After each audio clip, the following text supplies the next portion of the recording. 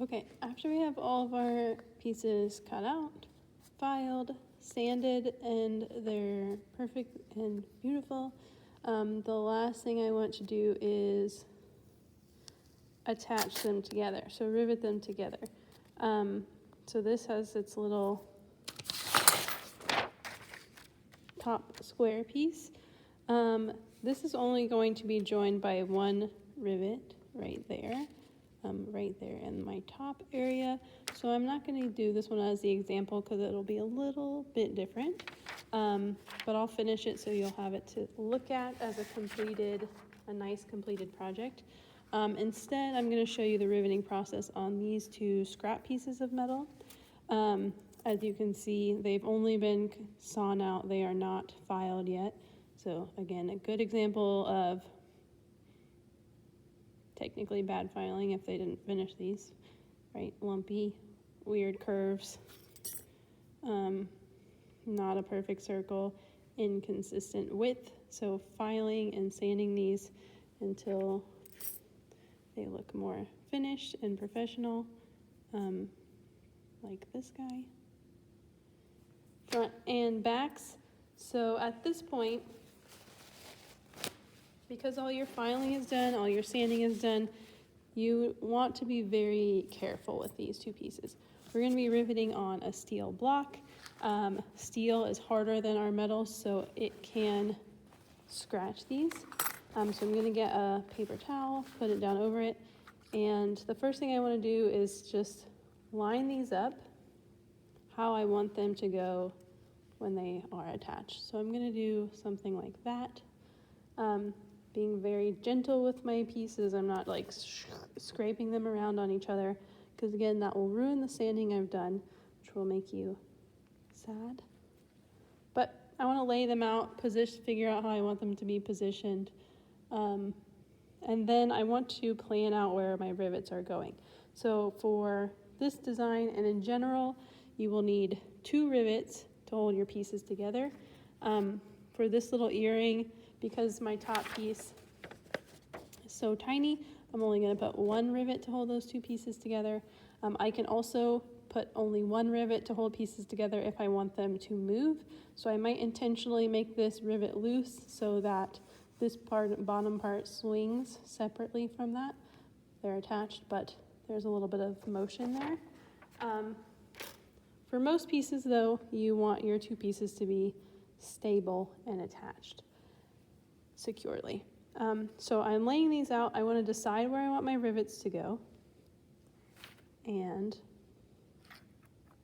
this is what my rivet is going to look like. It's a little tiny handmade clamp. I haven't done the second one there yet. That goes through both layers. It's kind of like a little button cap on either side that is clamping these 2 pieces together securely.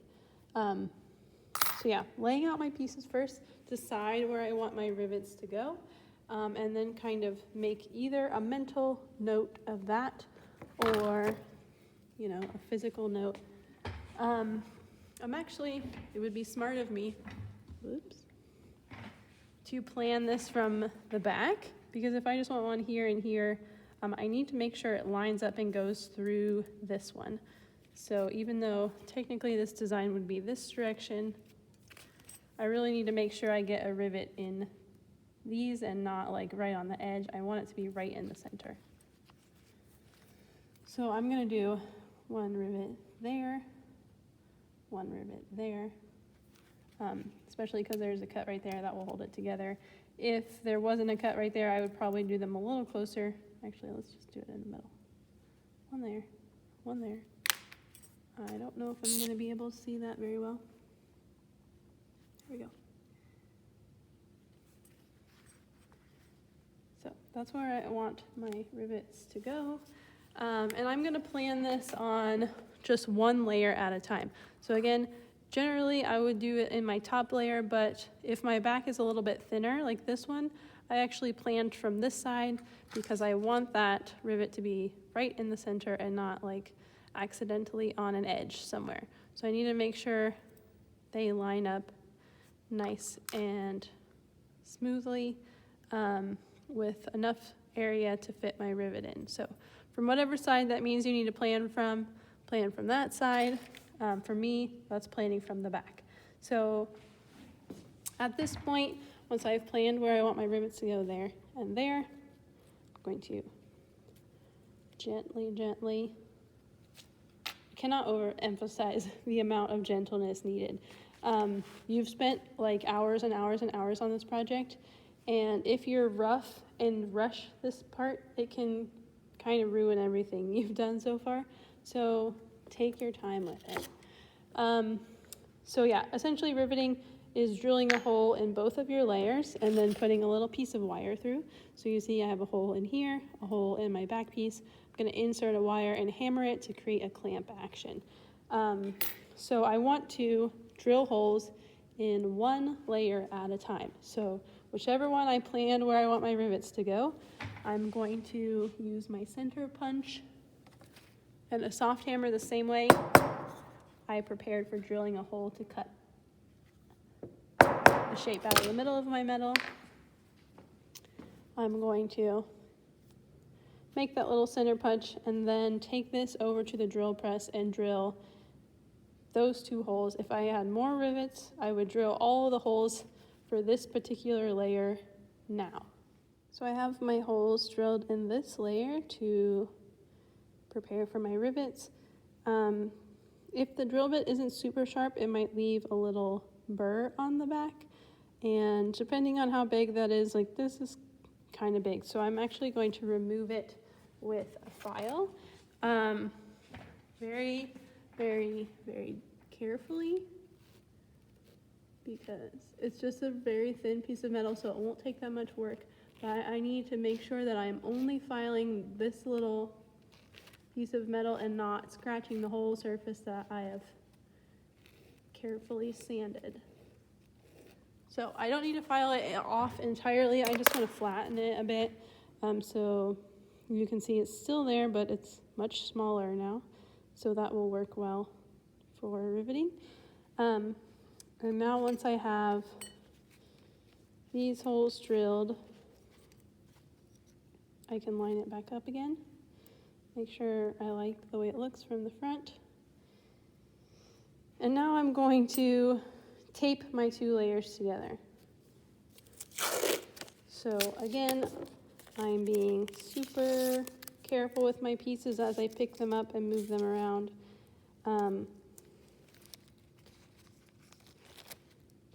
Oops, so I moved that a little bit so that hole is like right on the edge of my back piece. And I want to have a little more space around it, so I'm going to readjust a little bit. Whenever possible, picking my pieces up and separating them and not sliding them against each other.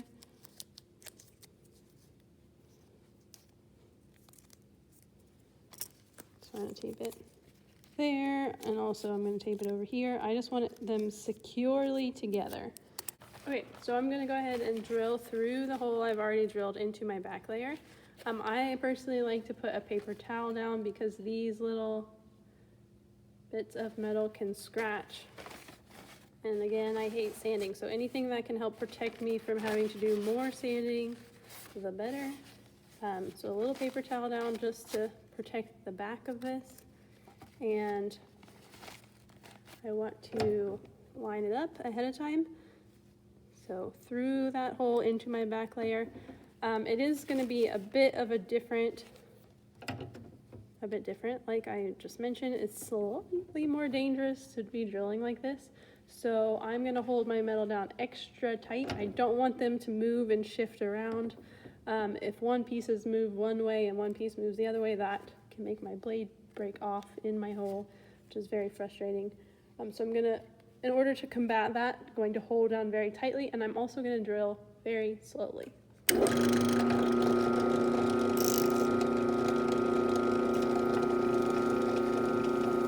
just a little bit at a time. I can also like go up and down, kind of help the material get removed from the hole, and I can feel it pop through. So I'm going to take it off, knock off the metal or blow it off, don't rub it off, and then I'm going to do my one.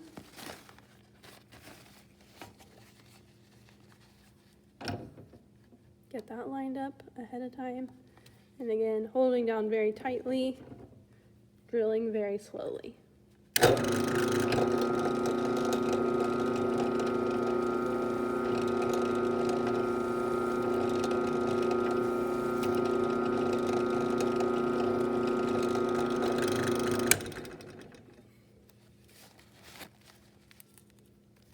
And now I should have 2 holes perfectly lined up that go all the way through. Okay, so now I have all of my holes drilled. If anyone is doing 3 layers, I would keep these taped together, and then I would tape it to my 3rd piece, and then repeat that process. So drill through the 2 layers which already have holes, and then make the hole in my back layer. I'm going to keep repeating that for every additional layer I have. At this point, I have all my holes drilled. If I had this piece over here, I would also go ahead and drill those holes, but I'm ready to assemble now. So the first thing I need to do is pick which kind of metal I want. They're all virtually the same, just different colors. So we have copper, nickel, silver color, brass, and whichever one you think will look good with your design, you're welcome to use. So I want to find a pair of wire snips to cut off a little piece of wire to work with. You can see when I use that snip, it pinches this wire into a point, and eventually I'm going to be hammering the middle of that wire straight down. So I want to file and remove that point so I have a flat surface to hammer. It's going to be much easier. So I'm going to be using a flat file to file the end of my wire flat to make it a nice flat surface perpendicular to my edges, ideal for hammering on when I get to that point. So once I have this, I can insert this into my holes that I've created. I like to leave my tape on just to kind of help hold it together, but I do want to remove it if it's going to be underneath of my rivet. So I'm just going to kind of pull that to the side so I have some clean space to work with and thread my wire through. Besides having your holes lined up, the second important part about riveting is to have the correct length of wire. So I want the wire to stick out about the width of a piece of metal on either side, which is about 1 millimeter. We do have rulers with metric on it if you want to measure, but it's about that much. If my wire is too long, I'm going to run into a lot of problems. So I do want to make sure that it is short enough. It's pretty tiny.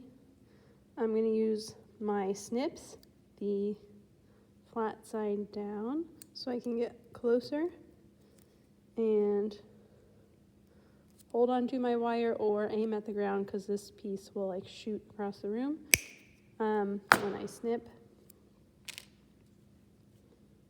So that is what I have, and that's pretty decent. It could be maybe a bit smaller, but I'm actually going to file, well, it looks pretty good. I'm going to file this end a little bit, the one I just snipped, so that it's a little bit flatter for when I hammer, it'll just be a bit easier. You can skip this step if you're nervous, because I do want to be super careful filing so I don't scratch the surface of my metal. I want to only file my wire, and if you feel like you can't do that, then I would skip this part because I don't want to mess up this. Okay, there's my wire in there. Now I can start riveting. So when I start, I want to push it down. You can see all of the wire came out of the top. I want to use one of these hammers. Has a small, what's called a ball peen, so a small rounded end. The smaller and rounder the end, the easier it is to hit my tiny target, which is the center of that wire. So I do not want to use the flat side, I want to use the round side. And I'm also going to hold my hammer a little bit differently than what you would assume hammering is more of a grip. But I want to hold it with my finger on top because I'm doing more of a tapping motion rather than like a full-blown hammer. Just want to get you nice and close so you can see it. Okay, round side, little bitty taps. So it's a nice and quiet thing, a very controlled action. I'm just trying to hit in the middle of that wire, straight down. And what's happening is that my wire is compressing, so it's getting shorter. It's also like squishing out. I don't know if you can see that, it's getting fatter. So I want to do this side just a little bit until I see it start to squish out. And then I'm going to flip it over and do this side. So the first thing I need to do is push my metal down so the extra wire comes out. I don't know if you could see that. It was kind of flush, and now I have a little bit of extra wire. Sometimes you might need a little help to push it down, but that's pretty good. So now, gently hammering this side, I can see it start to squish down. It's overhanging, overlapping the hole, which is what's going to create that grip action. So this side a little bit, and then I'm going to go back to this one, push down so any excess wire comes out of the top. Hammer this side. And it's just going to be a slow back and forth motion. Flipping back and forth. And that's what's going to allow me to create a nice, even rivet, so it's consistent on both sides. A little blob. So that one's pretty good. You can see, maybe see, that it's flattened fairly well. If I want to, I can make it a little, go around the edges and hammer to make it a little bit more of like a button cap, a little bit more of a rounded blob. But that's not necessary. If you do that, you want to be very careful. Actually, this whole process, I want to be very careful to hit my wire and not the surface of my metal. I hit it a little bit right there, and you can see little hammer marks. So I want to avoid doing that, right? Because I already sanded it, and if I mess up this surface, I have to go back and resand, which is really hard to do when they're riveted together. So that is why we're being so careful. So once I do the first one, I can now do my second one. Okay, so on this side, I'm gonna show you one that goes wrong. So I'm gonna make my wire a bit too long so you can see what happens if your wire is too long. Okay, so I think that a lot of people start out with a wire that's this long, and I want it to be like that amount on either side. So this is about a third too long. Okay, so when I start hammering, if I have a rivet that is too long, a lot of times it will start to flop over. So instead of compressing, getting shorter and fatter, it's just bending over. If that starts to happen, it means your wire is too long. So before it flattens all the way over, I want to get my snips, cut it shorter. If I keep going, I kind of end up with this big curved thing. And then when I flip it over to hammer this side, a lot of times does not create like a overlap. So you can see maybe that wire is like still inside of the hole instead of overlapping it. And I have like a big chunk of wire on this side. And that's actually not a secure rivet. Like even if I hammered more, because this one's not overlapping, I could eventually like pull these apart. So when you see the flopping start to happen, like cut your wire shorter, don't keep going. That's what will create a bad rivet versus a good rivet. So good rivet, again, let's scoot up back a little bit. Whoop. Neat and even on both sides. Your metal around your rivet is not scratched up. A bad rivet is a big flopped folded over wire. And if you see that black space around it, that little hole right there, that means it's not secure and you would be able to pull it apart. So after I have my rivets done, these rivets are pretty tricky to get out once they get to this point. So again, stop before you get there. As soon as you see it flopping over, cut it shorter and then continue on with the riveting process. You can ask me for help if you need it. I'm happy to help, give you advice. But once your project is riveted together, it's basically done. The last thing you want to do is just kind of check. So, I mean, these pieces were not filed or sanded, but before you turn it in, you just want to make sure that if you did scratch up any surfaces or hammer accidentally your piece, that you kind of go over the sanding and smooth that all out.